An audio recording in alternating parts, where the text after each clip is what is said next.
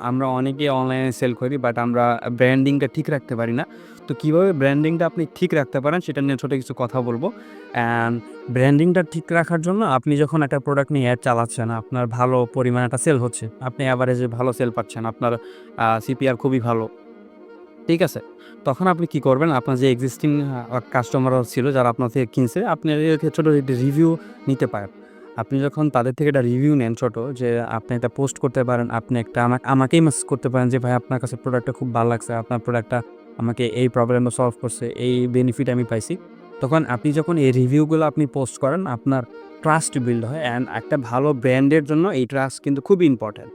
আর brand বিল্ডিংয়ের জন্য যে আপনার ট্রাস্ট, আপনার ব্র্যান্ড ভয়েস, আপনি কোন প্রবলেমটা সলভ করতেছেন, এই জিনিসগুলো কিন্তু খুবই ইম্পর্টেন্ট। আমি অনেক ভিডিওতে ব্র্যান্ডিং নিয়ে কথা বলি। আপনি চাইলে সেই ভিডিওগুলো দেখতে পারেন। একটা বিজনেসের জন্য ব্র্যান্ডিংটা কিন্তু অনেক ইম্পর্টেন্ট।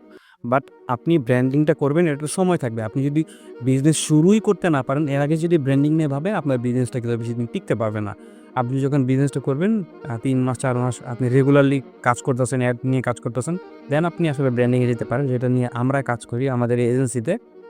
আমরা আসলে আমাদের যে ক্লায়েন্টগুলো আমাদের থাকে যারা অনলাইনে টুকটাক ভালো সেল করতে পারতেছে বাট ব্র্যান্ডিংটা ক্লিয়ার না, বাট তারা ব্র্যান্ডিংটা ক্লিয়ার বলতে চাইতেছে। তো আমরা তাদেরকে হেল্প করি যাতে তাদের ব্র্যান্ডিংটা ক্লিয়ার হয়, তাদের সেলটা যেন আরও বাড়ে। এই জিনিস নিয়ে আমরা আমাদের এজেন্সিতে কাজ করি। তো ওইটা আরেকটা পার্ট, আমি জাস্ট এই নিয়ে আপনাদের বললাম। দেখেন, আপনিও ধরেন একটা টিস্যু সেল করেন, অন্য কেউ একটা টিস্যু সেল করে। বাট আমি আপনার সাথে কথা বলে যে মজাটা পাচ্ছি, আপনি যেভাবে আমাকে ট্রিট করতেছেন, অন্য কেউ কিন্তু আমার ওভাবে ট্রিট করতেছে না। আমি আপনার থেকে একটা পার্সোনালাইজেশন কানেকশন ফিল করতেছি। এই জিনিসটা আমি ওনাদের রেফার করবো যে, "ভাই ওনাদের থেকে টিস্যুটা কিন, ওনাদের টিস্যুটা খুবই ভালো।" এটা একটা ব্র্যান্ডিং।